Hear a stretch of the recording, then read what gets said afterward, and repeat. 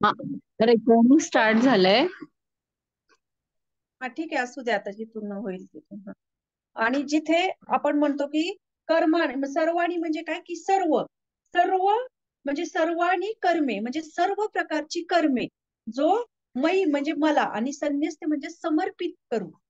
तर आता सर्वाणी म्हणजे काय की आता आपण विचार करतो की सर्वाणी म्हणजे कुठल्या प्रकारे आपण कर्म भगवंतांना अर्पण करायचं. की आपण तो बघतो की प्रत्येक ठिकाणी सर्वाणी म्हणजे काय की आपण बघूया की सर्वांनी आधी सुरुवात काय होती आपली की आपलं मन. की आपली मनानंतर आपली वाणी, आपलं हे शरीर, आणि दुसरं म्हणजे शास्त्रोक्त कर्म. तर अशा प्रकारे सर्वाणी म्हणू शकतो म्हणजे आपलं मन भगवंतांच्या चरणी समर्पित करणे. की आपण जे काही बोलतो, जी काही वाचा शक्ती आहे आपल्याकडे आपल्याला मिळालेली, तर ती भगवंतांच्या सेवेत समर्पित करणे, भगवंतांचं गुणगान करणे. शरीर शरीर म्हणजे काय की या शरीराने आपण भगवंतांचं काय करू शकतो की सेवा करू शकतो भगवंतांची. आपण ह्या जिभेने जिव्हा दिलेली आहे आपल्याला, त्याने आपण हरिनाम घेऊ शकतो. जे हात आहेत त्यांनी भगवंतांना आपण नमस्कार करू शकतो, भगवंतांना भोग अर्पण करू शकतो. म्हणजे जे काही आपल्याला हे शरीर आहे ते पूर्ण भगवंतांच्या सेवेमध्ये समर्पित करणे. आणि शास्त्रोक्त कर्म म्हणजे जे शास्त्रानुसार दिलेलं आहे, म्हणजे ना की आपल्या मनानुसार. शास्त्रोक्त कर्म म्हणजे काय की शास्त्रांमध्ये भगवंतांची भक्ती कशी करावी हे शास्त्र आपल्याला मार्गदर्शन करतात. तर अशा पद्धतीने सर्वांनी म्हणजे सगळ्या प्रकारे, म्हणजे आपण म्हणतो ना कधी कधी की भगवंत हे भावाचे भुकेले आहेत. भगवंतांना भाव भाव आपला काय आहे ते भगवंत बघतात. नक्कीच भगवंत आपला भाव काय आहे तो बघतात. परंतु तो भाव आहे आणि तो भाव आपल्याकडे आहे ना, आपल्याला बाकीच्या पण कॅपॅसिटी आपल्याकडे आहेत त्यानुसार आपण सेवा करण्यासाठी. जर समजा माझं शरीर सक्षम आहे की आपण प्रचार करू शकतो, इतर काही कुकिंग करू शकतो, हार सेवा करू शकतो, आणि आपल्याकडे ती सक्षमता आहे, आणि ती सक्षमता असतानाही आपण ती न करणे आणि आपण म्हणणे की जाऊ द्या, माझी माझी इच्छा आहे, माझा भाव आहे की भगवंतांप्रती, भगवंतांना प्राप्त म्हणजे भगवंतांना माहित आहे की माझ्या काय अडचणी आहेत, आणि असं म्हणून आपण ते टाळतो, तर त्याला भाव म्हणू शकत नाही. की खरोखर आपल्या जीवनामध्ये काही समस्या आहेत आणि त्या समस्यांमुळे जर आपल्याला एखादी गोष्ट करता येत नसेल, तर आपण म्हणू शकतो की आपण ती चेतनेने आपले मनोभाव जो आहे तो भगवंतांच्या चरणी समर्पित केला पाहिजे. त्याच्यावरून मला ना त्या ब्राह्मणाची अवंती ब्राह्मण म्हणजे दक्षिण भारतातल्या त्या ब्राह्मणाची कथा आठवत आहे. सगळ्यांना माहित असेल, तुम्ही बऱ्याच वेळा ऐकली असेल क्लासमध्ये इतर मैत्रिणींकडून पण. त्याच्यामध्ये जेव्हा तो ब्राह्मण, त्याच्याकडे तो भगवंतांना स्वीट बनवत असतो, खीर बनवत असतो, आणि त्याच्याकडे काहीच नसतं, सामग्री काहीच नसते, आणि त्याची खूप इच्छा असते परंतु भगवंतांसाठी काहीतरी बनवण्यासाठी. आणि तो तो त्याच्या मनामध्ये ती तयार करतो, म्हणजे ती खीर, दूध आणतो, त्याच्यामध्ये साखर, ड्रायफ्रुट्स, ती खीर तयार करतो. एकदम सुंदर अशी खीर, सगळं त्याच्या मनामध्ये ते चाललेलं असतं. आणि ते मनामध्ये चालताना मात्र त्याचं ध्यान लागलेलं असतं त्याच्यामध्ये, असं नाही की फक्त विचार करतोय, तर तो पूर्ण त्या ध्यानामध्ये गेलेला असतो. आणि ती खीर तयार झाल्यानंतर तो भगवंतांना अर्पण करतो. आणि भगवंतांना जशी ती अर्पण केली जाते, तो आधी अगोदर चाखून बघतो की ते गरम आहे का, म्हणून तो असा हात लावतो, आणि हात लावला की त्याला तो चटका बसतो पटकन, आणि चटका बसला की तो असा दचकतो. आणि इकडे वैकुंठामध्ये भगवंत, रुक्मिणी ही लीला हे बघत असतात त्या ब्राह्मणाची ती ध्यान कशा पद्धतीने लागलेला आहे, आणि भगवंत हसतात. म्हणजे भगवंतांना ती खीर ऍक्च्युली त्या भगवंतांनाही तो त्याचा चटका बसतो. म्हणजे सांगण्याचा उद्देश काय की भगवंत आपल्या भावाचे भुकेले असतात, परंतु त्याचबरोबर त्या चेतनेबरोबर आपण सर्वांनी म्हणजे आपलं मन, वाणी, शरीर हे सगळं काही भगवंतांच्या सेवेत लावणे. तेव्हा भगवंत या ठिकाणी म्हणतात की जे माझे पूजन करतात, परंतु परंतु म्हणजे काय की जे भक्त म्हणजे निर्विशेषवाद्यांना आणि भक्तांमधला हा जो फरक आणि त्यांच्यावरची कृपा, हा शब्द आपल्याला, तू हा शब्द इथे अक्षर आहे ते आपल्याला दर्शवते. तर भगवंत म्हणतात की ती सर्व कर्मे म्हणजे ज्या पद्धतीने सर्वांनी सर्व कर्मे जो मला अर्पण करतो, सर अर्पण करतो, आणि ते पण कशा पद्धतीने, अनन्य भावाने. अनन्य भावाने म्हणजे अनन्य कर्माणी मयी संन्यस्त मतपरा. संन्यस्य हा शब्द एक इथे आहे, तर त्याला काय आहे की त्याला त्याचं भाषांतर आहे की समर्पित करून. संन्यस्त म्हणजे काय, समर्पित करून. आता समर्पित करून म्हणजे काय की आपण हे सर्व कर्म केले ते समर्पित करणे म्हणजे काय की समर्पित म्हणजे ज्यामध्ये 100% भगवंतांना केंद्रित ठेवणे. भगवंतांना आपण कसं करतो की आता समजा म्हणजे एखादं उदाहरण बघा, की जर आपण कुकिंग करतोय, आपण एखादी भाजी बनवायची, आणि आपली भावना कशी असते की आता ही भाजी मी बनवेल आणि ही भाजी आता ह्या घरामध्ये मुलांना खूप आवडते, आज मुलांसाठी ही भाजी बनवते आणि ती भाजी बनवून आपण मग नंतर त्याचा भगवंतांना भोग लावतो. म्हणजे आपली धारणा काय असते अगोदर की आपल्याला काय आवडते आणि आपल्याला काय आवडते ते बघून आपण भगवंतांना ते अर्पण करतो. म्हणजे भगवंतांना काय अर्पण करतो की जे मला काही आवडते, जे मला करायला आवडते ते भगवंतांना आपण अर्पण करतो. तसं त्या पद्धतीने आपण बघू शकतो की याच्यामध्ये सुद्धा भगवंत काय म्हणत आहेत की संन्यस्त म्हणजे 100% मला अर्पण केलेलं. म्हणजे जसं आता अजून एक उदाहरण बघूया की आपण समजा संन्यस्त 100% अर्पण करणे म्हणजे काय की आता आपण सर्व्हिस करतोय, कुणी नोकरी करताय. आणि जेव्हा आपण नोकरी करतो तेव्हा आपण विचार करतो की अरे ह्याच्यातून मला जी काही सॅलरी येईल, जो काही माझे पैसे येतील, त्याच्यातून मी भगवंतांसाठी काहीतरी खरेदी करेल, किंवा भगवंतांसाठी प्रसादासाठी खर्च करेल, किंवा मी घरामध्ये जी काही कुकिंग करेल किंवा जो काही किराणा आणेल तो भगवंतांसाठी करेल. भले आपणच ते ग्रहण करतो, परंतु आपली चेतना तशी बनणे त्याला म्हणतात 100%. आणि 100% ज्याच्यामध्ये आपला भाव आपल्याला जे आवडेल ते भगवंतांना समर्पित करणे, त्याला संन्यस्त म्हणू शकत नाही. त्याला समर्पित भावना म्हणू शकत नाही. तर भगवंत या ठिकाणी सांगताय की अशा पद्धतीने ही सर्व कर्मे संन्यस्त, म्हणजे पूर्ण सर्व कर्म ही जी आहेत 100% भगवंतांना समर्पित करणे, असे असे भगवंत म्हणतात की अशा अनन्य भावनाने जी माझी भक्ती करतात आणि जी माझी उपासना करतात आणि जे माझ्या ठाई मन स्थिर करतात, करून भक्तिमय सेवेमध्ये संलग्न होतात, ते माझेच ध्यान करतात. आणि मग अशा भक्तांना भगवंत सांगतात की मी त्यांना जन्म मृत्यू संसार सागरातून त्यांचा उद्धार करतो. तर आता हे 100% समर्पित करणे, याच्यामध्ये ना 9वा अध्याय आहे बघा, की 9व्या अध्यायामध्ये पण आहे ना, या श्लोकामध्ये भगवंतांनी सांगितलेलं आहे. 9व्या अध्यायामध्ये हा कितवा श्लोक आहे, एक मिनिट बघते, की आपल्याला ना भगवंत खूप ठिकाणी आपल्याला ऍक्च्युली सांगत असतात की प्रत्येक ठिकाणी की मला समर्पित हो, तुझे सर्व कर्म मला अर्पण कर. त्या सगळ्या गोष्टी प्रत्येक ठिकाणी आपल्याला सांगत असतात, परंतु आपण त्या फ्लो मध्ये पुढे पुढे जातो आणि मागच्या गोष्टी आपण विसरून जातो. तर या ठिकाणी बघा 27वा श्लोक आहे 9व्या अध्यायामधील. त्याच्यामध्ये भगवंत म्हणतात की यत करोशी यदश्नासी यज्जु होशी ददासी यत यत पश्यासी कौंतेय तत्पुरुष्व मदर्पणम. हे कौंतेया, तू जे कर्म करतोस, जे खातोस, जे हवन करतोस, जे दान देतोस आणि जे तप करतोस, ते सर्व तू मला अर्पण कर. आणि या श्लोकामध्ये भगवंत म्हणतायत की अशा पद्धतीने जे भक्त जीवन जगतायत त्यांचा मी त्वरित जन्म मृत्यू संसार सागरातून उद्धार करतो.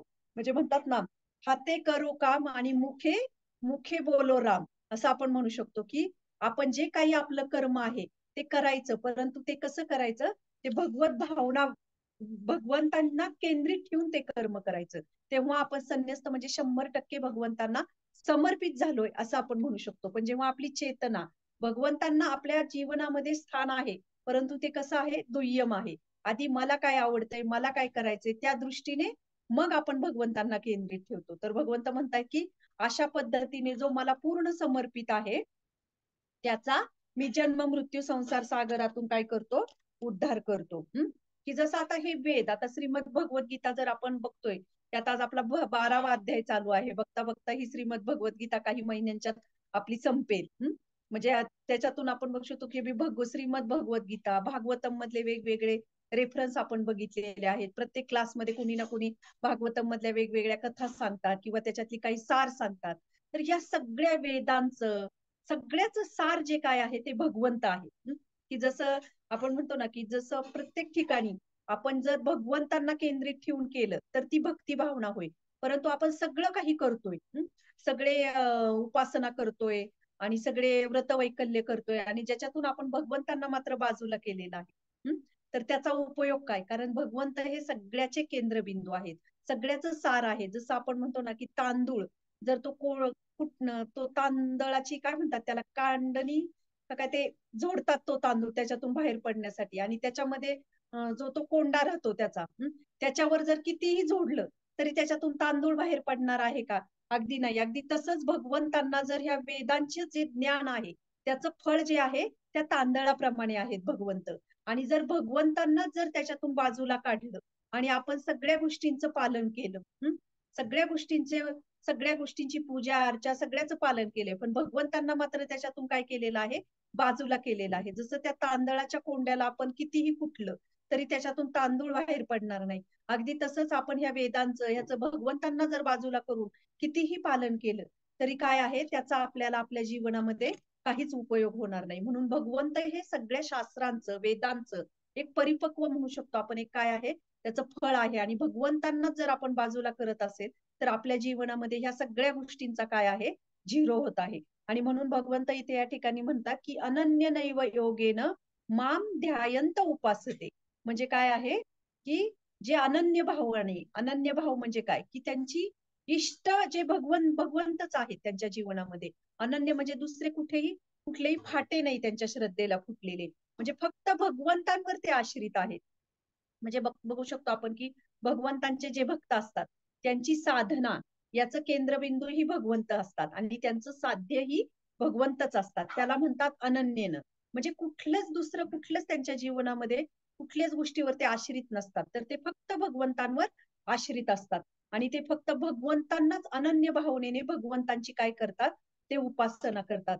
तर ह्या 9व्या अध्यायामध्ये सुद्धा आपण बघू शकतो की 9वा अध्याय त्याच्यामध्ये हा 34वा श्लोक आहे की ज्याच्यामध्ये भगवंतांच्या कशा पद्धतीने आपण भगवंतांवर, भगवंत म्हणतात की पूर्णपणे मला समर्पित हो, म्हणजे माझ्यावर आश्रित राहा. तर तो श्लोक पण खूप प्रसिद्ध आहे, आपल्याला सगळ्यांना माहित आहे. मन्मनाभव मद्भक्तो मद्याजी माम नमस्कुरु मामे वैश्यासी युक्तत्वे व महात्माना मत्परायण. आपले मन सदैव माझे चिंतन करण्यामध्ये युक्त कर, माझा भक्त हो, मला नमस्कार कर आणि माझे पूजन कर. माझ्यामध्ये पूर्णपणे रममान झाल्याने तू निश्चितच मला प्राप्त होशील. भगवंत इथे सांगत आहेत की भगवंतांची प्राप्ती कशी होईल, आणि इथे भगवंत त्याचं फळ सांगत आहे की अशा पद्धतीने जो भक्त माझी उपासना करतो त्याला मी जन्म मृत्यूच्या संसार सागरातून त्वरित काय करतो, उद्धार करतो. म्हणून भगवंतांचे जे शुद्ध भक्त असतात ते म्हणतात की ते नेहमी पूर्णपणे भगवंतांवर आश्रित असतात. त्यांची इष्ट हे फक्त भगवंत असतात आणि त्यांच्या आश्रित ते असल्यामुळे त्यांची साधना ही तीच असते आणि त्यांचं साध्य हेही काय असतात, भगवंत असतात. म्हणून म्हणतात की भगवंत म्हणत आहेत की अशा पद्धतीने जो माझ्यावर आश्रित राहतो, जो माझ्यावर पूर्ण समर्पित राहतो. तर याच्यामध्ये ना श्रीमद भागवतम मध्ये मला वाटतं 8व्या स्कंदामध्ये गजेंद्राची स्टोरी येत आहे. खूप सुंदर कथा आहे गजेंद्रची, की ज्याच्यामध्ये आपण बघितलं की जेव्हा गजेंद्र आणि मगरीचं युद्ध चालू होतं आणि गजेंद्रचा पाय, म्हणजे तो गजेंद्र हत्ती जो असतो त्याचा पाय ती मगर पाण्यामध्ये पकडती. आणि पाण्यामध्ये पकडल्यानंतर, म्हणजे ऍक्च्युली मगर ही पाण्यातला प्राणी आहे आणि हत्ती हा पृथ्वी म्हणजे जमिनीवरचा प्राणी आहे. त्यामुळे साहजिकच मगरीची ताकद पाण्यामध्ये जास्त असते आणि वर्षानुवर्ष त्यांचं युद्ध चालू राहतं. परंतु हळूहळू काय होतं की हत्तीची जी गजेंद्रची शक्ती ही क्षीण होत जाते हळूहळू. आणि जशी जशी गजेंद्रची शक्ती क्षीणामध्ये वाढत जाते आणि एक क्षण येतो त्याच्यामध्ये पण मला समर्पित एखादी व्यक्ती समर्पित भावनेने शरणागत होते, तेव्हा भगवंत काय करतात, स्वतः त्याचं रक्षण करतात. तर याच्यामध्ये सुद्धा भगवंत खूप सुंदर प्रार्थना आहेत गजेंद्रनी केलेल्या भगवंतांप्रतीच्या. जेव्हा गजेंद्रला जाणीव होते की अरे आता आपली शक्ती क्षीण झालेली आहे आणि आता आपण काहीच करू शकत नाही ना, आपल्याला कोणीच मदत करू शकत नाही ना, आपली पत्नी मदत करू शकते ना आपली मुलं मदत करू शकतात. जसं द्रौपदीचं उदाहरण आपण बघतो की द्रौपदीने जोपर्यंत द्रौपदीचं ते चिरहरण होत होतं त्यावेळेस तिचं साडी आहे ती स्वतः ते वस्त्र खेचत होती आणि जोपर्यंत तिची शक्ती होती की मी करू शकते माझं संरक्षण, तोपर्यंत तिने स्वतः किती ताकद लावून ती ओढली. पण जेव्हा ज्या क्षणाला तिला जाणीव झाली की आता हे आपल्या आवाक्याबाहेर आहे आणि ज्या क्षणाला तिने ते सगळं काही सोडून दिलं आणि पूर्ण दोन्ही हात वरती केले आणि भगवान श्रीकृष्णांना तिने आर्त भावनेने साथ घातली, तर त्याच्यामध्ये आपण बघू शकतो की जेव्हा आपण स्वतःकडे आपल्या स्वतःच्या हिमतीवर आपण काही गोष्टी करण्याचा प्रयत्न करतो तेव्हा भगवंत जेवढी आपली समर्पित भावना आहे तेवढ्या टक्क्यामध्ये आपलं संरक्षण करतात. ज्या क्षणी पार्वतीने सर्वस्व झोकून दिलं त्या क्षणाला भगवंतांनी तिची काय केली, मदत केली. तसं हत्तीमध्ये पण या लीलेमध्ये पण आपण बघू शकतो गजेंद्रनी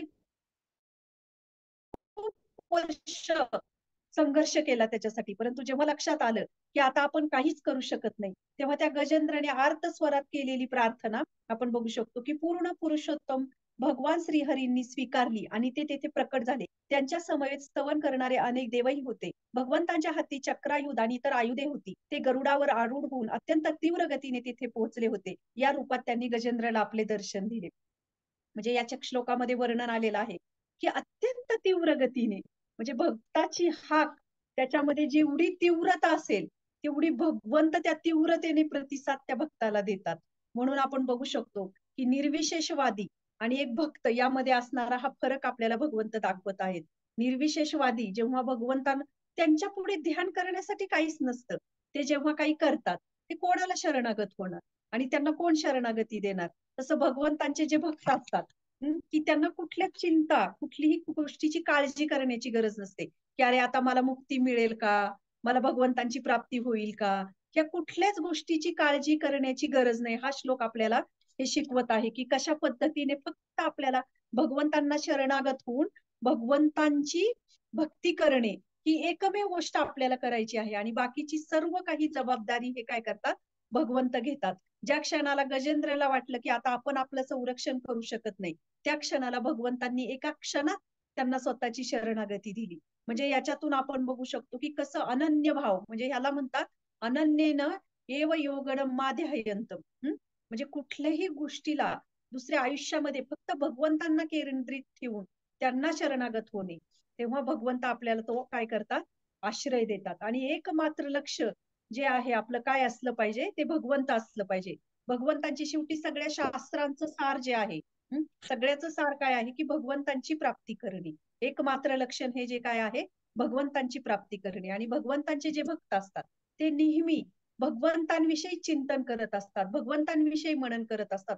भले ते ह्या भौतिक जगामध्ये असतील, परंतु भगवंतांचे शुद्ध भक्त हे कृष्ण भावनामय, हा प्रभुपादांनी शब्द दिलेला किती सुंदर नाव आहे याचं, कृष्ण भावनामय सोसायटी, म्हणजे इंटरनॅशनल कृष्णा कॉन्शियसनेस सोसायटी, म्हणजे कृष्ण भावनामय. भगवंतांचे शुद्ध भक्त हे खरोखर कृष्ण भावनामय असतात. एकदा श्री प्रभुपाद यांची खूप छान स्टोरी आहे की एका रूम मध्ये ते बसले असतात आणि एका खिडकीतून ना एक बंद पडलेला ट्रक होता. तर प्रभुपाद तो सातत्याने तो ट्रक बघायचे. दररोज 2-3 दिवस त्यांचे एक शिष्य निरीक्षण करत असतात की रोज प्रभुपाद त्या बंद पडलेल्या ट्रकला काय बघत असतील. आणि मग तिसऱ्या दिवशी एका शिष्याला न राहून ते प्रश्न विचारतात प्रभुपादांना की प्रभुपाद, तुम्ही त्या खिडकीतून एक टक लावून सारखं त्या ट्रककडे काय बघत आहात आणि तो बंद पडलेला ट्रक आहे. त्यावेळेस श्री प्रभुपाद उत्तर देतात की ते म्हणतात की हा जो बंद पडलेला ट्रक आहे, हा तुटलेला खराब झालेला ट्रक आहे आणि हा असाच बंद पडलेला आहे. मी विचार करतोय की जगन्नाथजींसाठी याचा रथ तयार होऊ शकतो का, जगन्नाथजींसाठी रथयात्रा काढण्यासाठी याचा काही उपयोग होऊ शकतो का. तर ही असते शुद्ध भक्तांची ही समर्पित भावना, समर्पित चेतना. कारण ते प्रत्येक गोष्टीमध्ये काय बघतात, भगवंतांना बघतात. जसं एकदा प्रभुपादांना म्हणजे, आणि त्यांची ती श्रद्धा, नितांत श्रद्धा असते भगवंतांवरची. तर ह्याचं एक उदाहरण आहे. एकदा प्रभुपादांनी त्यांचे पाश्चात्य देशातले काही भक्त आणले होते आणि हा खूप मोठा कार्यक्रम ठेवला होता त्यांनी त्याचा, तो प्रवचनाचा. आणि जसा प्रवचनाचा कार्यक्रम ठेवला, खुर्च्या वगैरे टाकल्या, तिथे काही कम्युनिस्ट लोक जे होते विरोध करणारी, ती पण तिथे येऊन बसले आणि त्यांना तिथे काहीतरी गोंधळ घालायचा होता त्या कार्यक्रमामध्ये. आणि जसे ते कम्युनिस्ट तिथे येऊन बसले आणि जसं प्रभुपाद पाठीमागच्या थोडे पाठीमागे बसलेले होते आणि प्रभुपादांनी जसं कीर्तन म्हणजे जसं लेक्चर सुरुवात केली प्रवचन द्यायला, तसं त्यांनी गोंधळ घालायला सुरुवात केली. त्यांनी तिथले खुर्च्या उचलायला सुरुवात केली. म्हणजे खुर्च्या उचलणं म्हणजे काय की संपला, कार्यक्रमाचा समारोप झाला अशा पद्धतीने. आणि जसं प्रभुपादांच्या ती गोष्ट लक्षात आली, तसं प्रभुपादांनी काय केलं की कीर्तन करायला सुरुवात केली. तर प्रभुपादांची इतकी नितांत श्रद्धा होती त्या हरिनामावर की प्रवचन ऐकायला एक वेळेस लोक कंटाळा करतात किंवा त्याला टाळमटाळ करतात, परंतु जे हरिनाम आहे त्याच्यामध्ये ती शक्ती आहे की लोकांना खिळवून ठेवण्याची. म्हणून प्रभुपादांनी पटकन त्यांच्या शिष्यांना सांगितलं की तुम्ही कीर्तन सुरू करा. म्हणजे प्रभुपादांनी कीर्तन सुरू केलं आणि त्यांनी त्याच्यावर डान्सिंग कीर्तन सुरू केलं. आता डान्सिंग कीर्तन सुरू केलं, त्याच्यामध्ये काही महिला भक्त पण होत्या, काही माताजी होत्या आणि त्यांनी पण, ते पाश्चात्य देशातले होते, त्यांना काही एवढं माहित नव्हतं. जसं प्रभुपादांनी सांगितलं तसं त्यांनी सुरुवात केली. आणि जसे त्या लोकांनी बघितलं की काही माताजी नृत्य करत आहेत, तसे ते उठले आणि त्यांनी काय केलं की ते माताजी लोकांना स्पर्श करण्यास सुरुवात केली आणि प्रभुपाद मागे बसलेले होते. ऍक्च्युली त्या दुसऱ्या देशातल्या भक्त होते. त्यांना ते कळलं नाही की हे काय चाललेलं आहे. परंतु प्रभुपादांच्या ती गोष्ट पटकन लक्षात आली आणि प्रभुपाद ज्या त्वेषाने उठले आणि उठून पुढे आले आणि प्रभुपादांच्या हातात तो पितळी करताल होता आणि प्रभुपादांनी तो जो करताल आहे असा गर गर गर गर गर गर जोर जोरात फिरवायला सुरुवात केली आणि त्यामुळे त्या करताला भोवती ते सुदर्शन कसं फिरतं तसा तो करताल फिरत होता आणि ते करताल फिरताना बघून ते जे गोंधळ घालणारे लोक होते ते अजिबात पुढे आले नाही कारण त्यांना ती भीती वाटली की तो करताल खटकन कोणालाही लागू शकतो आणि ते घाबरून थोडे मागे सरकले आणि मग नंतर तो कार्यक्रम अशा पद्धतीने तो झाला आणि दुसऱ्या दिवशी पण जेव्हा हा कार्यक्रम 2 दिवसांचा ठरलेला होता त्यांचे शिष्य म्हटले की अशा पद्धतीने गोंधळ घातलाय प्रभुपाद आपण घ्यायचा का परत हा तर प्रभुपाद म्हणले हो आपण घ्यायचा दुसऱ्या दिवशी हा कार्यक्रम घ्यायचा आणि प्रभुपादांनी तेवढ्याच विश्वासाने हा दुसऱ्या दिवशी हे कार्यक्रम घेतला परंतु दुसऱ्या दिवशी खूप छान पद्धतीने नंतरचा हा कार्यक्रम पार पडला म्हणजे याच्यातून आपण बघू शकतो की शुद्ध भक्त जे असतात भगवंतांचे त्यांची इतकी श्रद्धा असते ह्या सगळ्या गोष्टींवर आणि दुसरी गोष्ट म्हणजे एखाद्या घटनेला ते कसा प्रतिसाद देतात हे आपण आपल्या जीवनामध्ये आपण त्याच्यातून काही धडे घेतले पाहिजेत काही नकारात्मक गोष्टी घडतात असं नाही की भगवंतांची हा श्लोक जो आहे तो जगणं इतका सोपं नाहीये जेव्हा आपण हा श्लोक जगू किंवा जेव्हा आपल्या जीवनामध्ये यथाशक्ती आपण प्रयत्न करू प्रामाणिकपणे पालन करण्याचा तेव्हा आपल्याला काही संघर्षही येणार आहेत काही समस्याही येणार आहेत परंतु त्या समस्या येत असतानाही आपण एकमात्र लक्ष हे आपलं भगवंतांची प्राप्ती आहे हे जर आपण ध्येय ठेवलं तर नक्कीच आपल्याला भगवंतांचे वरची जो श्रद्धा विश्वास आहे त्यांनी ती शक्ती भगवंत आपल्याला देतात म्हणून हे उदाहरण आपण बघू शकतो की प्रभुपाद जे होते श्रील प्रभुपाद कशा पद्धतीने भगवंतांवर पूर्ण आश्रित होते आणि अशा आश्रित भक्त जे असतात त्यांच्या जीवनातून त्यांच्या चरित्रातून आपण शिकू शकतो की कसा विश्वास आणि श्रद्धा भगवंतांच्या हरिनामावर आपण दृढ करू शकतो आणि ही श्रद्धा आणि हा विश्वास जो आहे जेव्हा आपल्यामध्ये निर्माण होईल तेव्हाच आपण खऱ्या अर्थाने आपण भगवंतांना आपली सर्व कर्म अर्पण करून अनन्य भाव जो म्हणतात की म्हणजे कुठलंही संकट आपल्या जीवनामध्ये येऊ दे त्या अनन्य भावनेने आपण कुठेही विचलित न होता आपण भगवंतांची काय करू शकतो भक्ती करू शकतो म्हणून शुद्ध भक्तांच्या जीवनामधून आपण ह्या गोष्टींची प्रेरणा आपल्या जीवनामध्ये घेऊ शकतो तर इथे आता अजून एक तेशा मह समृद्धता मृत्यू संसार सागरात तर त्याला उपमा कशाची दिलेली आहे की भगवंत काय म्हणत आहेत की जे माझेच ध्यान करीत असतात त्यांचा मी जन्म मृत्यू संसार सागरातून त्वरित काय करतो उद्धार करतो तर आता या संसाराला म्हणजे ह्या जन्म मृत्यू जो आहे त्याला काय म्हटलं जातं जन्म मृत्यू संसार सागर म्हणजे एक सागर आहे जो आपला समुद्र आहे आणि एक समुद्र जो आहे तो जन्म मृत्यूचा संसार जन्म मृत्यूचा काय आहे तो तो एक सागर आहे त्या जन्म मृत्यूच्या सागरातून पार होणे हे अतिशय अवघड आहे मग याला नेहमी याची उपमा दिली जाते की या जन्म मृत्यूच्या फेऱ्यातून जसं समुद्र आहे समुद्र पार करणे किती अवघड असते जर हा समुद्र तरी आपण पार करू शकतो ह्या जगातला परंतु जन्म मृत्यूचा संसार सागर पार करणं हे अतिशय अवघड आहे मग याची उपमा किंवा याच्याशी तुलना का केली जाते तर हा जो सागर आहे समुद्र आहे आपण बघतो भौतिक जगातला तो काय आहे की तो खारट पाण्याचा समुद्र आहे म्हणजे त्याच्यातला एक थेंब जरी आपण घेतला तरी तो खारट असतो आणि जसं तसा हा भौतिक संसार जो आहे तो पण एक सागर आहे आणि तो पण काय आहे की तो पण इथे जसा खारट पाण्याचा समुद्र आहे तसं हे जे त्याचा थेंब प्रत्येक थेंब जो आहे तो खारट आहे तसं इथे आपण बघू शकतो की हा भौतिक संसार जो आहे याच्यामध्ये सुद्धा आपल्याला प्रत्येक क्षणाला प्रत्येक ठिकाणी प्रत्येक पावला पावला गणी काय आहे दुःख आहे आणि दुःख आहे आणि या जगामध्ये सगळ्या गोष्टी काय आहेत अशाश्वत आहेत इथे कुठलीच गोष्ट ही शाश्वत नाहीये आणि दुसरी गोष्ट म्हणजे आपण बघू शकतो की जसं हे दुःख म्हणजे एखादा छोटा थेंब जरी घेतला तरी तो खारट आहे तसं आपल्या जीवनामधला कुठलाही क्षण आपण घेऊ शकतो की असं आपण म्हणू शकत नाही की आपल्या जीवनामध्ये काही दुःख नाही किंवा काही गोष्टी जी काही मला प्राप्ती झाली आहे की अरे मला हा आनंद प्राप्त झालेला आहे मला ही वस्तू प्राप्त झालेली आहे ती शाश्वत आहे असं आपण म्हणू शकत नाही दुसरी गोष्ट म्हणजे की जसं समुद्राच्या लाटा निर्माण होतात आणि त्या लाटा मध्ये एक लाकूड जरी टाकलं किंवा एखाद्या लाकडाचं उंट असू दे काही कचरा असू दे त्या लाटा कशा त्याला अस्ताव्यस्त करून टाकतात सगळीकडे एक लाट येते त्याला घेऊन जाती परत विखरून टाकती परत दुसरी लाट येते परत किनाऱ्याचं काहीतरी घेऊन जाती अगदी तसाच हा जन्म मृत्यूचा सागर जो आहे इथे मृत्यूरूपी लाटा सातत्याने निर्माण होत आहेत आणि ह्या मृत्यूरूपी लाटा आपल्याला काय करत आहेत, प्रत्येक योनीमध्ये भरकटत आहेत. कधी आपण पशु योनीमध्ये जात असेल, कधी आपण वृक्षाच्या योनीमध्ये जात असेल, कधी एखाद्या प्राण्याच्या योनीमध्ये जात असेल, कधी मनुष्य देहामध्ये येत असेल, कधी देवी देवतांच्या देहामध्ये सुद्धा आपण जात असू. म्हणजे हे काय आहे की ह्या ज्या लाटा आहेत, जन्म मृत्यूच्या लाटा, ह्या आपल्याला एका जागेवरून दुसऱ्या जागेवर सातत्याने फेकत आहेत. जसं तर आपल्या ह्या सागरातला समुद्रातला कचरा जसा इकडे इकडे अस्ताव्यस्त होतो, तसं आपल्याला सुद्धा या जीवनामध्ये जन्म मृत्यू जो आहे आपल्याला आपल्याला जन्म मृत्यू आपल्याला एका ह्या लाटेसारखा इकडे इकडे सगळीकडे आपल्याला काय करत आहे, फिरवत आहे.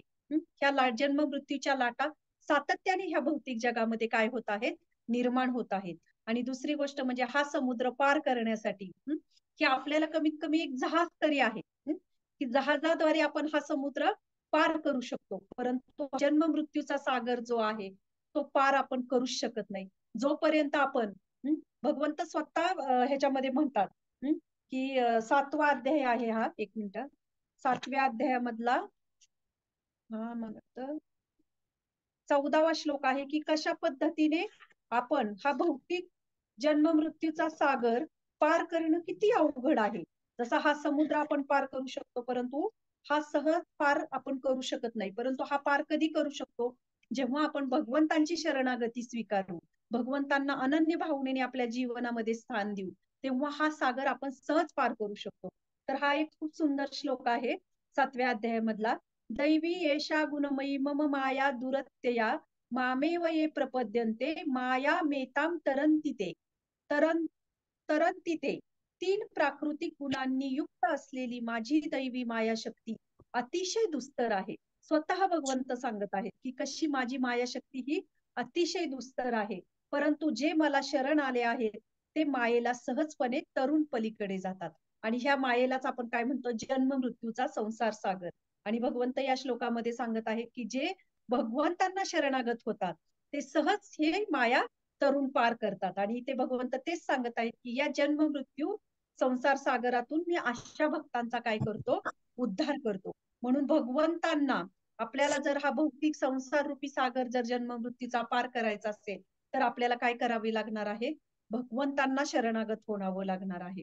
आणि भगवंत जेव्हा आपण भगवंतांना शरणागत होऊ तेव्हा भगवंत त्या व्यक्तीचा उद्धार करतात. जसं गजेंद्रचा भगवंतांनी ज्या क्षणाला गजेंद्र भगवंतांना शरणागत झाले त्या क्षणाला भगवंतांनी काय केलं, त्यांना लगेच शरणागती दिली आणि त्यांचं काय केलं, त्यांचं संरक्षण केलं. म्हणून आपण बघू शकतो की कुठलंही म्हणजे जसं इथे हा एक शब्द येतो ह्याच्यामध्ये समद्धरता. समद्धरता म्हणजे काय, उद्धारक. म्हणजे भगवंत काय आहेत, या सगळ्याचे उद्धारक आहेत. म्हणजे दुसरं म्हणजे काय की जेव्हा आपण आपल्या जीवनामध्ये कुठल्याही संकट कुठली विघ्न येणारच आहेत आणि त्या विघ्न संकट आणि अडचणी यांना जेव्हा आपण सांगू की भगवंत हे आपले उद्धारक आहेत आणि भगवंत आपला नक्कीच उद्धार करतील, ही चेतना जेव्हा आपण आपल्या जीवनामध्ये ठेवू तेव्हा आपण काय करू शकतो, तेव्हा खऱ्या अर्थाने भगवंतांची आपण शरणागती ठेवू शकतो. आणि दुसरी गोष्ट म्हणजे आपण यांनी विचलित होणार नाही. त्यामुळे आपण आपली भक्ती जी करतो किंवा जी आपली आपली भक्ती भावना म्हणजे जेव्हा भगवंतांना शरणागत होतो, जसं निर्विशेषवादी असेल, मायावादी असेल, त्यांना त्यांना काळजी असते, त्यांना चिंता असते की त्यांना ब्रह्मामध्ये लीन व्हायचंय, त्यांना जे काय आहे त्यांच्या ध्येयापर्यंत पोहोचायचे. तेव्हा ते त्यांची स्वतःची जबाबदारी घेतलेली असती त्यांनी. आणि इथे भगवंतांनी काय केलेलं असतं, भगवंतांनी त्यांच्या भक्तांची जबाबदारी घेतलेली आहे.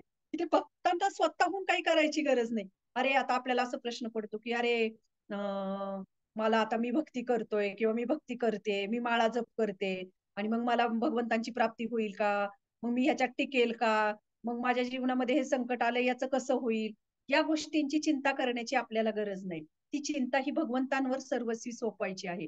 आपण फक्त काय करायचं आहे, भगवंतांची शरणागत भावनेने भक्ती करायची आहे. तर ही भक्ती करणं आतापर्यंत आपण बघितलं की भक्ती करायची म्हणजे काय, की आता आपण वेगवेगळ्या मार्गाने आपण बघितलं की 9 विधा भक्ती आहे, त्याच्यातल्या कुठलंही एक अंग जरी घेतलं तरी आपण काय करू शकतो, भगवंतांची प्राप्ती करू शकतो. आणि ह्याच्यात आपण वेगवेगळे शास्त्रांमधले उदाहरणं पण बघितलेले आहेत. की जसं आता आपण बघतो की श्रवणाने सुरुवात होते. म्हणजे ही गोष्ट जेव्हा भगवंतांची शरणागती स्वीकारायची तेव्हा आपल्यामध्ये सुरुवातीला आपल्याला काय करावं लागणार आहे, श्रवण करावं लागणार आहे. श्रवण कीर्तन स्मरण म्हणजे कधी कधी श्रवण जेव्हा आपण करतो, कीर्तन जे आहे ते कीर्तन कधी कधी ते कीर्तन करताना आपण अशुद्ध मनाने पण कीर्तन करू शकतो. म्हणजे तुम्ही म्हणताल की असं काय म्हणताय, अशुद्ध मनाने कसं कीर्तन करू शकतो? म्हणजे जेव्हा आपण श्रवण करतो, श्रवण केल्यानंतर आपण कीर्तन करतो. म्हणजे श्रवणाने आपल्या मनामध्ये कीर्तनाची ओढ निर्माण होते.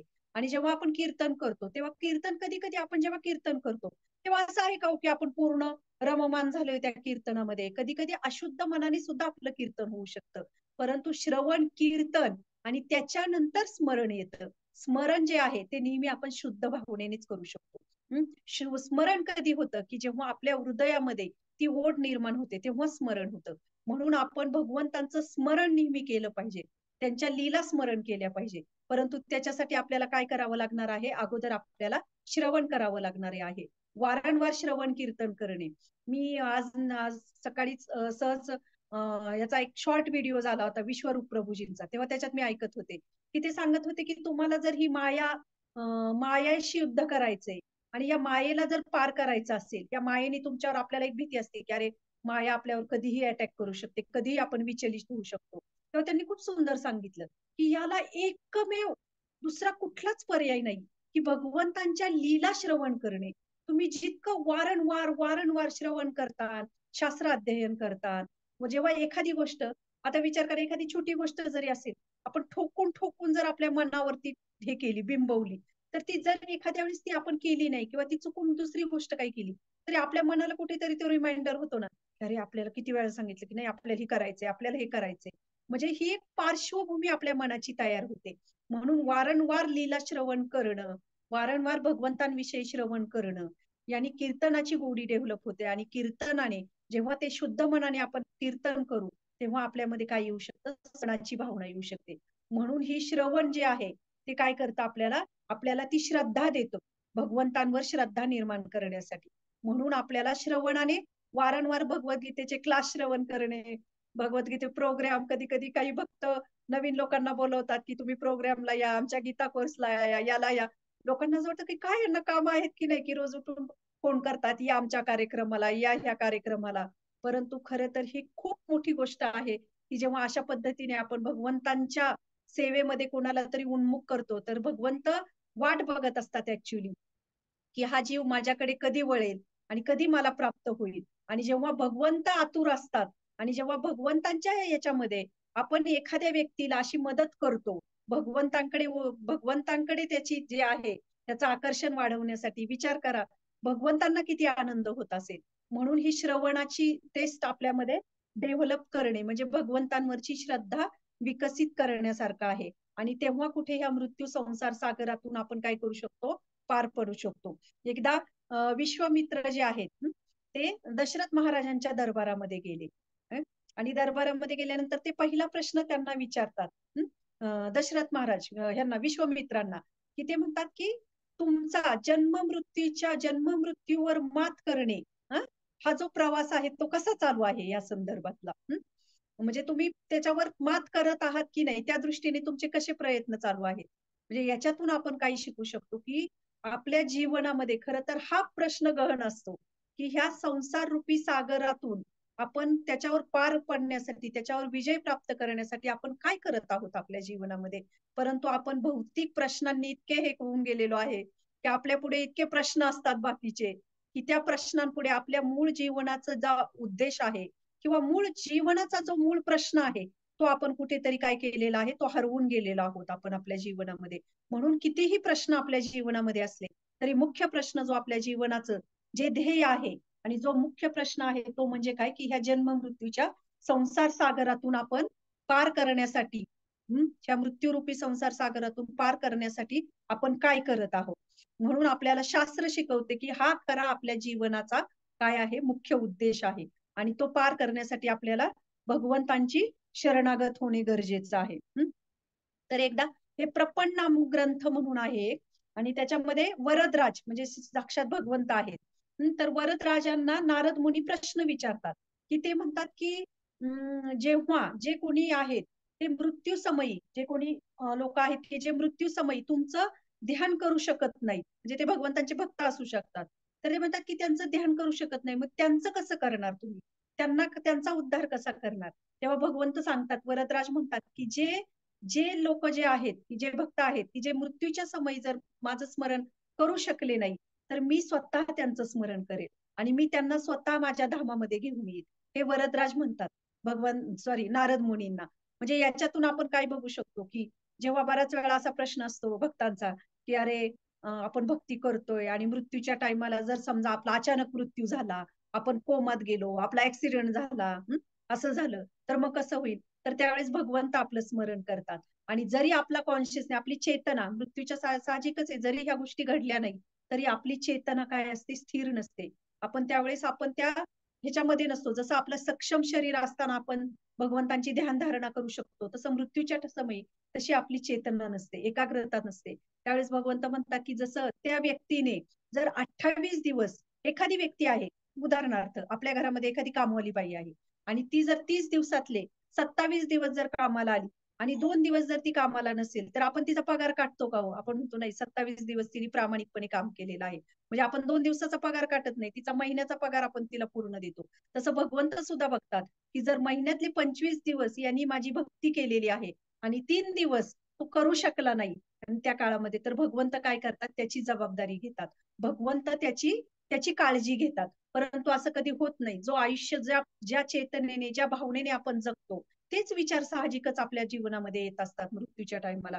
जसं आज आपला दिवस कसा घालवलाय, आपण खूप काही भौतिक गोष्टी केल्या, तर साहजिकच आहे झोपायच्या टायमाला आपले सगळे ते दिवस, म्हणजे आज आपण काय केलं, आज ह्या कार्यक्रमामध्ये गेलो, तिथे किती छान वाटलं, आज हे भेटले, ते भेटले, किती छान वाटतंय मला. अशा पद्धतीने आपण विचार करत राहतो. अगदी ही साधा दिवसातले 24 तासाची ही एक गोष्ट आहे. तर विचार करा, जे भक्त आहेत, जे जे महिन्यातले 28 दिवस जर त्यांनी भगवंतांची भक्ती केली असेल आणि 2 दिवस जर ते भगवंतांची काही त्यांची चेतना असेल किंवा त्यांची काही शारीरिक ह्या गोष्टी शारीरिक काही क्लेश आले असतील, ते जर भगवंतांचं काही नाम घेऊ शकले नसेल, तर भगवंत त्यांचं स्मरण करतात. आणि शक्यतो भगवंतांच्या भक्तांच्या बाबतीत शक्यतो तसं घडत नाही. जरी त्यांची शारीरिक स्थिती तशी नसेल, परंतु तो अंतर्गत जे मन आहे ते काय आहे? ते भगवंतांप्रती शरणागत असतं. म्हणून आपण याच्यातून बघू शकतो की वारंवार काय केलं पाहिजे? आपण भगवंतांची लीलांचं श्रवण केलं पाहिजे. आणि याच्यामध्ये ह्या श्लोकामध्ये आपण बघितलं की कालच्या श्लोकामध्ये आणि आजच्या श्लोकामध्ये म्हणजे दोन पंथ आहेत, दोन मार्ग आहेत. एक निर्विशेषवादी की जो क्लेशकारक आहे, दुःखकारक आहे, तसा क्लेशकारक आहे. आणि भक्ती मार्ग जो आहे तो श्रवणाने आपण समजून घेऊ शकतो. शास्त्रांनी आपल्या बुद्धीला आपण काय म्हणू शकतो? की तीक्ष्णता येते बुद्धीला. म्हणजे ही सर्वस्वी काय आहे? भगवंतांची जबाबदारी आहे. तर आपली जबाबदारी इथे काही राहत नाही, की जसं आपण म्हणतो ना, दोन प्रकारचे न्याय आहेत. एक मर्कट न्याय आणि दुसरा कुठला, ज्याच्यामध्ये हा ते मार्जर. मार्जर न्याय, मार्जर न्याय, की ज्याच्यामध्ये माकड जे असतं, त्याच्या ती जी मादी असते त्या पिल्लाला, ते काय होतं की ती ती पिल्ल तिच्या पोटाला चिकटतात, हा, चिकटून बसतात, तिने ती धरत नाही, त्या पिल्लाची जबाबदारी असते. आणि याच्यामध्ये मांजर जी आहे ती पिल्लाला तिच्या काय करते? दाताने पकडून घेऊन जाते. त्या पिल्लाला काही करावं लागत नाही, ती मांजर आजी मादी असते, तर ती त्याची जबाबदारी घेते. तसं भक्ती मार्ग म्हणजे काय आहे? त्या मांजराप्रमाणे आहे. मरकट ते मार्जार न्याय म्हणू शकतो आपण, की जसं भगवंत ती जबाबदारी घेतात, भगवंत आपल्याला घेऊन जातात. आणि जो निर्विशेषवाद असं म्हणतो आपण, की त्या व्यक्तीची ती जबाबदारी आहे. म्हणून त्याच्यामध्ये काय आहे? ते क्लेशकारक आहे आणि भगवंतांवर ते येत नाही. म्हणून भक्ती मार्ग ह्या भगवद्गीतेचं सारच आहे. प्रत्येक भगवद्गीतेच्या तुम्ही अध्यायामध्ये बघू शकता की हे सार दिलेलं आहे, की भक्ती मार्ग हा काय आहे? भगवंतांचा भगवंतांची प्राप्ती करण्याचा सहज सलभ सुलभ मार्ग आहे. आणि जे भगवंतांना श्रद्धा समर्पित होतात, ते काय करतात? भगवंत त्यांना शरणागती देतात. रामायणामध्ये पण आपण उदाहरण बघितलं की विभीषण जेव्हा प्रभू रामचंद्रांना शरण गेले, तेव्हा रामचंद्र म्हणतात की जर साक्षात रावण जरी मला शरण आला, तरी पण मी त्याला शरणागत, म्हणजे त्याला मी आश्रय देईन. तर अशा पद्धतीने भगवंतांना कुणी शरण गेलं तरी भगवंत ती शरणागती काय करतात? त्यांना ती शरणागती देतात. म्हणून आपण बघू शकतो की कर्मयोग, भक्तियोग हा याच्यामधला फरक आहे. कर्मयोग म्हणजे काय? की जे मला आवडतंय ते मी भगवंतांना देईन. आणि भक्तियोग म्हणजे काय? की जे भगवंतांना पाहिजे, भगवंतांच्या दृष्टीने मी माझ्या जीवनाला दिशा देईन, तो आहे भक्ती मार्ग. म्हणून आपण बघतो की उत्तरायण, दक्षिणायन ह्याच्यामध्ये म्हणतात ना, की मृत्यूसाठी पण शुभ काळ कुठला, हा काळ कुठला, तर कुठल्याही भक्ताला तो काळ बघण्याची गरज नाही. भक्त हा कुठल्याही कशाही कोशातही गेला तरी भगवंतांचा जो शुद्ध भक्त असतो तो भगवंतांनाच प्राप्त होतो. तर ह्या गोष्टीचं हे कर्मयोग जे आहे, म्हणजे कर्मकांड म्हणू शकतो, याची गरज नाही. म्हणून आपण बघू शकतो की कशा पद्धतीने, जर अशा पद्धतीने म्हणजे ज्या ह्या श्लोकामध्ये सांगितलंय की सर्व कर्म, कर्मे म्हणतात, कर्म म्हणत नाहीत भगवंत. जसं याच्यामध्ये एक स्पेसिफिकली म्हणतात पत्रम पुष्पम फलम तोयम, पण इथे भगवंत काय म्हणत आहेत, सर्व कर्म. मग सर्व कर्मामध्ये आपण बघितलं की मन, वाणी, शरीर, शास्त्रोक्त कर्म, जे माझे पूजन करतात, सर्व कर्मे मला अर्पण करतात अनन्य भावनेने. म्हणजे काय, कुठलेही फाटे त्याला फुटत नाही, की फक्त भगवंत हे केंद्रित आहेत त्यांच्या जीवनामध्ये. आणि मन स्थिर करून, म्हणजे आयुष्यामध्ये कुठलेही संकट येऊ दे, काही अडचण येऊ दे, त्यांनी ते विचलित होत नाही. आणि ते विचलित न होतात भक्तिमय सेवेमध्ये संलग्न राहतात. जे माझेच ध्यान करतात अशा भक्तांचा काय करतात ते म्हणतात की मी जन्म मृत्यू संसार सागरातून त्वरित उद्धार करतो. तर अशा पद्धतीने इतका सुंदर श्लोक आहे हा. आणि खरं तर त्याचं म्हणजे मी खूप वेळ घेतला ऍक्च्युली, सॉरी, सगळ्यांची क्षमा मागते. परंतु काय आहे ना, ह्याच्यामध्ये किती म्हणजे कुठलं ठेवायचं आणि कुठलं सांगायचं हा प्रश्न होता. त्यामुळे प्रयत्न केला सांगण्याचा. तर तुम्हाला आशा आहे की थोडंफार समजलं असेल. जर कोणाला काही ह्याच्यावर काही प्रश्न असेल किंवा काही कमेंट्स असेल तर तुम्ही प्लीज विचारू शकता, किंवा काही ह्याच्यामध्ये ऍड करायचं असेल तर शेअर करू शकता. उद्याचाही खूप खूप सुंदर. छान क्लास झाला, पण अजून काय असेल तर यू कॅन शेअर करू शकता तुम्ही तुम्हाला. थँक्यू. उद्याचाही खूप सुंदर श्लोक आहे की मज पुरुषोत्तम भगवंतांवर आपले मन स्थिर कर आणि आपली बुद्धी माझ्या ठाई युक्त कर. अशा रीतीने निसंदेह सदैव माझ्यामध्येच वास करशील. म्हणजे भगवंत या ठिकाणी सांगत आहेत की कशा पद्धतीने हा जो भक्त आहे तो माझ्यामध्येच वास करू शकतो. तर अशा पद्धतीने हा श्लोक आहे. तर इतका सुंदर म्हणजे ना, ह्याच्यावर आहे ना खरंच म्हणजे तात्पर्य तर प्रभुपादांचं इतकं सुंदर दिलेलं आहे तात्पर्य, ह्याच्यापर्यंत तर आपण जाऊ शकलो नाही. परंतु म्हणजे याचं सार म्हणू शकतो आपण भगवंतांनी दिलेलं आहे. आणि भगवंत आपण भगवद्गीतेमध्ये आपण नेहमी हे करत राहायचं की जेव्हा आपण आज आदल्या दिवशी काय ऐकलंय आणि दुसऱ्या दिवशी आपण काय ऐकतोय, याच्याशी जर आपण कनेक्ट राहिलो तर आपल्याला भगवंत काय म्हणतायत आणि ते कसं कनेक्टेड आहे एकमेकांबरोबर, म्हणजे अर्धवट वाटत नाही. की जसं मगाशी मी म्हंटल की ये तू म्हणजे काय, की जे, म्हणजे हा श्लोक आणि पूर्वीचा श्लोक याला भगवंत कनेक्ट करत आहे तिथे. तर अशा पद्धतीने आपल्याला त्याचा संदर्भ लागत जाईल. आणि भगवद्गीतेमध्ये किती ठिकाणी भगवंत सांगतायत, याचं ज्ञान आपल्याला जर प्राप्त झालं तर नक्कीच आपल्याला कोणी येऊन जर म्हटलं की का हो तुम्ही फक्त भगवंत श्रीकृष्णांचंच करतात, तुम्ही दुसऱ्या देवी देवतांचं करत नाही, तर या प्रश्नांचं उत्तर आपल्याला शास्त्रोक्त पद्धतीने देता येईल. आणि कुठल्याही गोष्टीचं उत्तर आपण जेव्हा शास्त्रोक्त पद्धतीने देतो तेव्हा त्याला कुणी, त्या ज्ञानाला कुणी काय करू शकतं, आव्हान करू शकत नाही. म्हणून श्रीमद भगवद्गीता चांगल्या पद्धतीने समजून घेण्याची आपल्याला ही खूप छान संधी आहे. तर मैत्रिणींनो, जास्तीत जास्त जणी जॉईन करा. कारण बरेच जण आता मध्ये आमचा पण गॅप झाला होता बऱ्याच जणींचा. आम्ही क्लासला कुणी पवित्र लीला माताजी, मी श्री तुलसी माताजी या बरेच जणी नव्हतो. दीपाली माताजी, माधुरी भक्ती माताजी, आनंद गोपी माताजी, अजून हे सगळे श्रीजी पूजा माताजी यांनी खूप सुंदर क्लास घेतले. आणि एकेकीने म्हणजे या काळामध्ये 2-2, 3-3 वेळा क्लास दिले. कारण आम्ही नसताना का तर ही शृंखला खंडित होऊ नये कुठे. आणि त्या दृष्टीने प्रयत्न केला. तर आम्ही आमच्याकडून खूप प्रयत्न करतोय. तर तुम्ही अजून अधिकाधिक जॉईनिंग वाढवण्यासाठी सगळेजणी प्रयत्न करा, ही नम्र विनंती. Thank you so much. तर असेल काही प्रश्न तर विचारू शकता, नाहीतर आपण उद्या थांबूयात आज.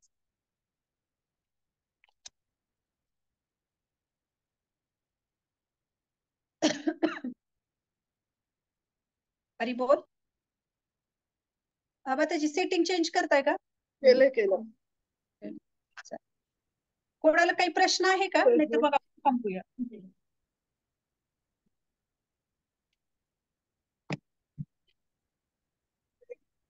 चालेल माताजी, थांबूया. काही प्रश्न नाही दिसत कोणाला. उद्या पण सगळ्या जणी नक्की जॉईन करा. उद्याचाही श्लोक खूप छान आहे. थँक्यू. हरे कृष्ण. हरी बोल माताजी. हरी बोल थँक्यू. माताजी. हरी बोल, हरी बोल. छान क्लास झाला तुमचा, सुंदर. श्रवण करणारे छान आहेत म्हणून बोलणाऱ्यांना उत्साह आहे. आणि श्रवण करणाऱ्यांमुळं बोलणाऱ्यांच्या शब्दाला काहीतरी किंमत आहे. नाही नाही, नक्कीच माताजी. माताजी बोला बोला. झालं. महाराजांचा काल मी एक क्लास ऐकत होते, त्याच्यामध्ये महाराज पण श्रवणाविषयी सांगत होते. श्रवण कीर्तन, तेव्हा ते म्हणतात की आपण कीर्तन कधी, म्हणजे ते कधी श्रवण करू शकतो, जेव्हा कुणीतरी कीर्तन करेल, कुणीतरी ऐकण्यासाठी असेल. तसं आम्ही बोलतोय, परंतु तुम्ही सर्वजण ऐकण्यासाठी आहात म्हणून आम्हाला काहीतरी उत्साह आहे आणि तुमच्यामुळे आम्हाला सेवा प्राप्त होत आहे खरे तर. थँक्यू. हरे कृष्णा, दंडवत प्रणाम माताजी. Thank you very much. खूप हरे छान कृष्णा. क्लास झाला. थँक्यू माताजी. थांबूया माताजी मग. Okay thank you.